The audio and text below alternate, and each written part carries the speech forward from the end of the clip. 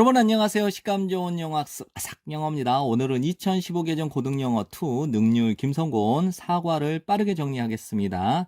열정이죠. 과학과 예술에 대한 열정.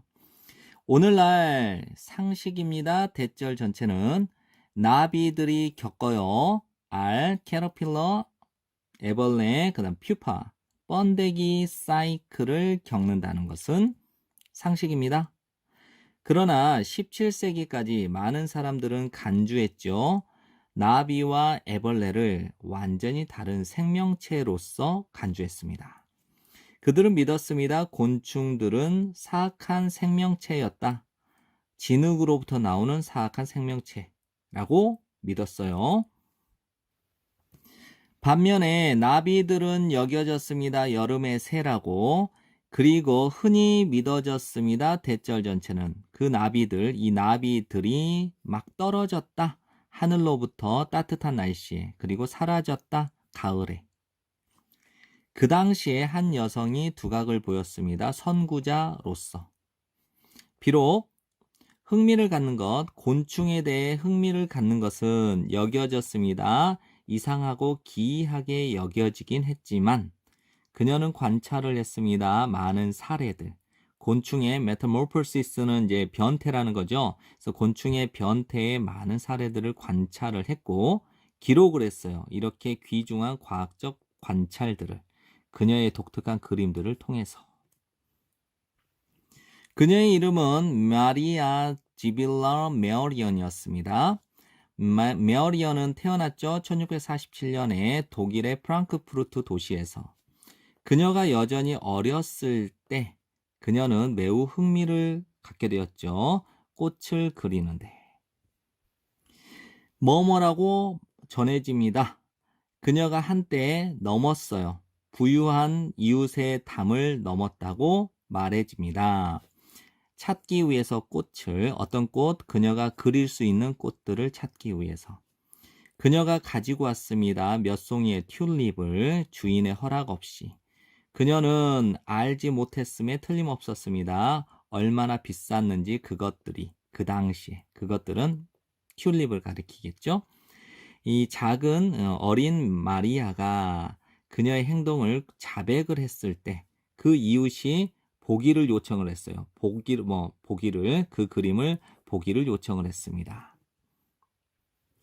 그녀의 그림을 보았을 때 그는 그 이웃에 있던 부자겠죠. 그 사람은 너무 감명을 먹어서 그는 오직 요구했습니다. 그 그림을 보상으로서.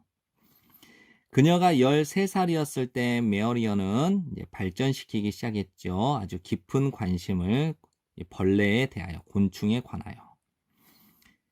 흔한 것이 아니었죠. 어린 소녀가 열정적인 것, 애벌레, 거미, 다른 곤충들에 관하여 열정적인 것. 이거는 의미상의 주어니까 어린 소녀가 애벌레, 거미, 다른 곤충에 관하여 열정적이게 되는 것은 흔한 것이 아니었지만 메어리언은 사로잡혀 있었죠. 어느 정도로 그녀가 때때로 관찰할 정도로 그것들을 요거를 가리키겠죠. 여러 주 동안 계속해서 이것들을 때때로 관찰할 만큼 관찰할 정도로 사로잡혀 있었다라는 거예요.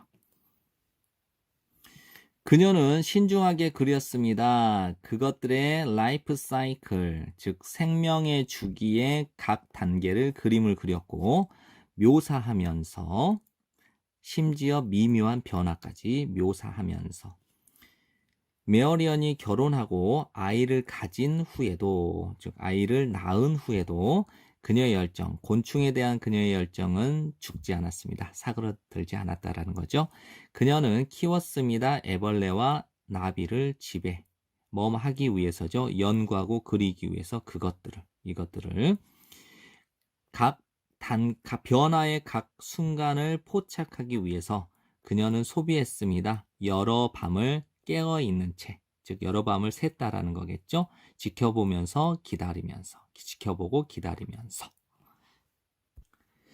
그녀의 집에는 매우 that은 너무 뭐뭐해서 뭐하다니까 있었습니다. 매우 많은 식물과 곤충들의 항아리들이 있어서 그녀의 주방이 보이기 시작했습니다. 더 뭐뭐처럼 연구실처럼 보이기 시작했습니다. 거의 20년이죠. 이걸 노력이라고 하세요.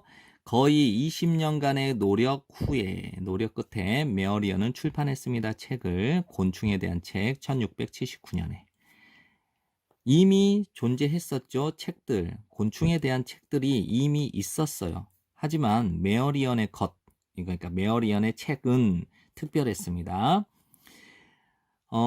그 당시에 이제 이제껏 묘사되었던 다른 책은 없었던 반면, 완전한 삶의 생명의 주기, 곤충의 완전한 생명의 주기를 이제까지 묘사했던 다른 책들은 없었던 반면, 메어리언의 책, 메어리언의 것은 보여주었죠. 상세하게 변태의 각 과정을 보여주었다라는 거죠. 게다가 메어리언은 밝혀냈습니다. 또는 드러내주었습니다. 관계들을 생물들, 즉 생물들 사이의 관계를 드러내주었습니다. 그림으로써, 묘사함으로써 곤충들을 그들의 자연 환경 안에 있는 이 곤충들을 그림으로써 이 생물들 사이의 어떤 관계들을 밝혀냈다는 거죠. 이것이 달랐죠. 다른 그림들, 그 당시의 다른 그림들과 달랐어요. 그럼 그 당시에 이 다른 그림들은 보여주었습니다. 오직 단 하나의 표본만을. 아주 단순한 배경 위에 있는 오직 단 하나의 표본만을 보여주었을 뿐이죠. 이 시대인데 어떤 시대냐? 대부분의 과학자들이 식물과 동물들을 각각 인식했던 그 시대에 메어리언은 주목했던 거죠. 어떻게 그것들이, 이 동식물들이, 식물과 동물들이 어떻게 함께 어울리는지를 주목했던 거예요. 여러 해가 지났고요. 메어리언이 이사 갔습니다. 암스테르담으로. 이 암스테르담에서 그녀는 팔 수 있었습니다. 그녀의 그림을. 그리고 볼 수 있었습니다. 아주 신기하고 이국적인 나비의 표본들을. 다른 열성적인 사람들이 수집했던 이 표본이겠죠. 그러나 이러한 죽은, 즉 생명이 없는 생명체니까, 즉 죽은 이 생명체를 보는 것은 이제 박혀있는 케이스에 갇혀있는 이렇게 죽은 생명체를 보는 것은 오직 만들었습니다. 메어리언이 열정적으로 보기를, 그것들을, 실제 서식지에 있는 이것들이겠죠. 마지막으로 이제 결국 마침내 1699년 6월에 52세의 나이로 메어리언과 그녀의 막내딸이 배에 올라탔죠. 수리남으로 향하는 이 배에 올라탔대요. 이 수리남이 어디냐?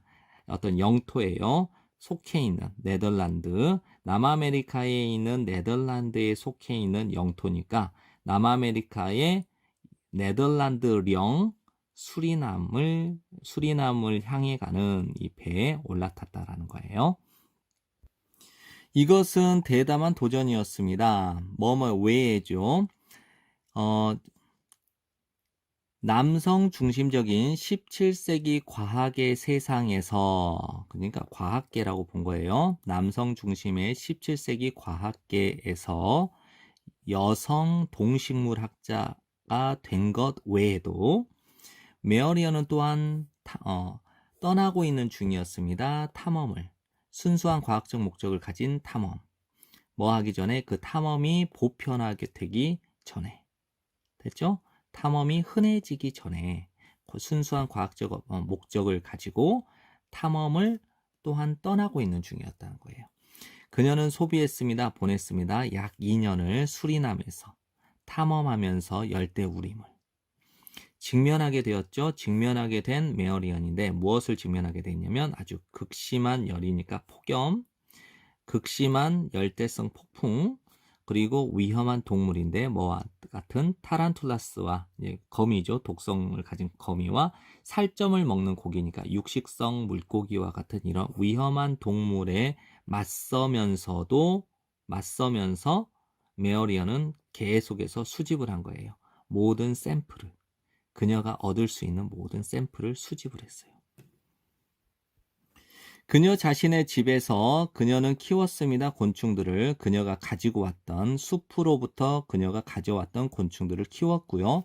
만들었습니다. 수많은 묘사와 그림을 만들었다니까 수많은 묘사와 그림을 그렸다는 거겠죠.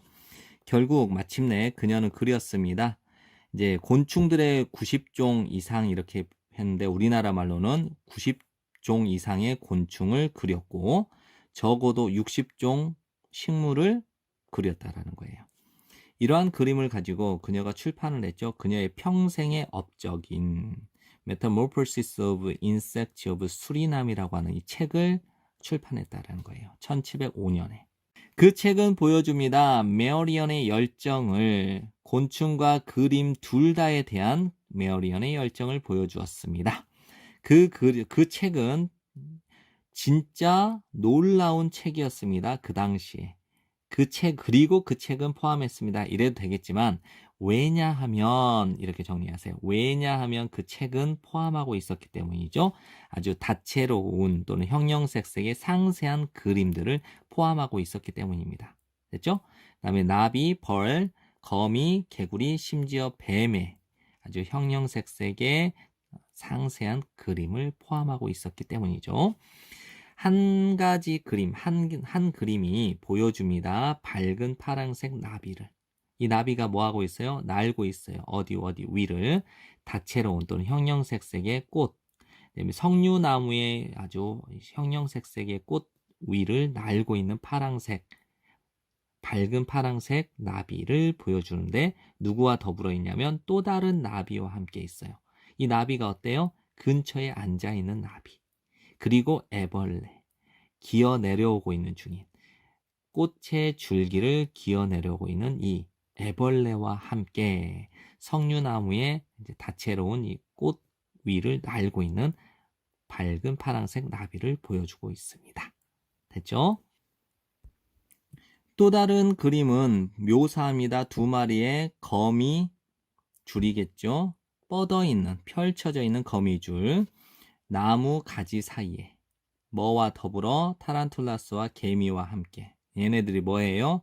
그것들의 먹이를 즉 거미들의 먹이를 공격하고 있는 타란툴라스와 개미를 가진 개미와 함께 있는 나무 가지 사이에 펼쳐져 있는 두 마리의 거미줄을 묘사합니다. 됐죠? with 목적 ing는 뭐 한 채 이렇게 분사구문으로 정리하셔도 돼요. 이 책이 출판되었을 때 이 책은 엄청난 영향을 끼쳤어요. 과학적 이해, 곤충에 대한 과학적 이해에 그 당시 곤충에 대한 과학적 이해에 엄청난 영향력을 끼쳤습니다. 어떤 과학자들은 심지어 사용했죠. 그녀의 삽화, 그림을 종의 어떤 분류에 그녀의 작품은 또한 가져다 주었습니다. 새로운 생명을 not just A but also B인데 also를 생략해도 되죠. 그래서 곤충의 연구뿐만 아니라 예술적 세계에 새로운 생명을 가져다 주었습니다. 괴테죠. 유명한 독일의 시인이었던 괴테도 또한 감명을 받았음에 틀림없습니다. 그녀의 작품에 의해. 그가 이제 괴테가 칭찬을 했어요. 메어리언의 재능을. 이제 weaving together는 함께 엮는 거예요. 예술과 과학을 함께 엮은 것에 대한 메어리언의 재능을 칭찬했어요. 그러니까 감명을 받았겠죠. 감명을 받았으니까 칭찬을 했겠죠. 뭐뭐에도 불구하고 이러한 성공에도 불구하고 그녀의 작품의 인기는 시들해졌습니다. 그녀가 죽은 후에. 뭐뭐 여겨집니다. 이것이 아마 뭐뭐 때문이다. 그녀가 정규적인 전문적인 연구가가 아니었고 또 공식 교육을 받지 않았기 때문이죠. 다시 한번요. 그녀가 전문 연구원도 아니었고 공식 교육도 받지 않았기 때문이었던 것으로 여겨집니다. 게다가 그녀의 작품은 다루었습니다. 꽃과 곤충들을. 뭐뭐가 아니라 역사적인 또는 종교적인 주제가 아니라. 이제 역사적이고 종교적인 주제는 어떤 거였냐면 만연해 있던, 그 당시에 만연해 있던, 유행했던 역사적 또는 종교적 주제가 아니었기 때문이겠죠. 인기가 없었던 이유는 첫 번째, 인기가 없었던 이유. 그녀가 사망한 이후에 그녀의 작품의 인기가 시들해졌던 이유는 첫 번째, 전문적인 연구가도 아니었고 정식적인 교육도 받지 못했고 그 다음에 그 당시에 유행했던 역사적 또는 종교적 주제가 아닌 꽃과 곤충에 대한 것을 다루었기 때문에 시들해졌다 이 말이에요. 그러나 20세기에 마리아 지빌라 메어리언의 작품이 다시 재평가가 되는 거예요. 다시 평가가 되는 거죠.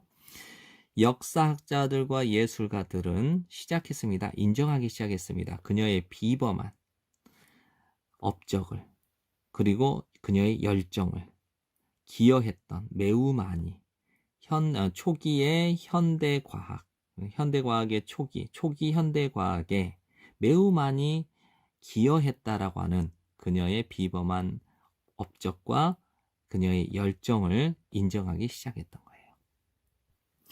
그녀의 업적을 인정해서 독일은 넣었습니다. 그녀의 초상화를 그들의 500마르크 지폐에 넣었습니다. 그리고 오늘날 그곳에 독일의 많은 학교들이 그녀의 이름을 따서 이름이 지어졌습니다. 마리아 지빌라 메어리언은 동식물학자였죠. 그녀의 열정이 식물과 곤충에 대한 열정이 그 열정의 자취를 남겼죠. 과학계, 과학 세상에 그것의 자취를 남긴 식물과 곤충에 대한 그녀의 열정이 과학계의 어떤 자취를 남긴 동식물학자였습니다. 많은 동안이죠. 그 당시에 다른 과학자들이 논쟁을 벌이고 있었다고요. 뭐뭐인지 아닌지를 곤충이 진흙으로부터 나왔는지 나오지 않았는지에 대해 논쟁을 벌이고 있는 동안 그녀는 입증을 했습니다. 변태의 각 단계들을 입증을 했던 거죠. 이제 예술적인 세계에 대해서, 즉 예술계에 있어서 메어리언은 최초의 인물 중에 한 명이었습니다. 자연의 과학적 힘을 보여준 최초의 인물들 중에 한 명이었습니다. 비록 뭐뭐임에도 불구하고 의심, 의혹, 조롱, 그녀가 직면했던 이거에도 불구하고 매우 달랐죠. 일반적인 여성과 매우 달랐다라는 이유로 그녀가 직면했던 의심과 의혹과 조롱에도 불구하고 메어리언은 is known as 뭐뭐로서 알려져 있죠. 역사상 가장 위대한 과학적 사파가들 중에 한 명으로서 알려져 있습니다. 네, 지금까지 공부한다고 고생 많으셨고요. 열심히 복습하시고 좋은 성적 받길 바라겠습니다. 감사합니다.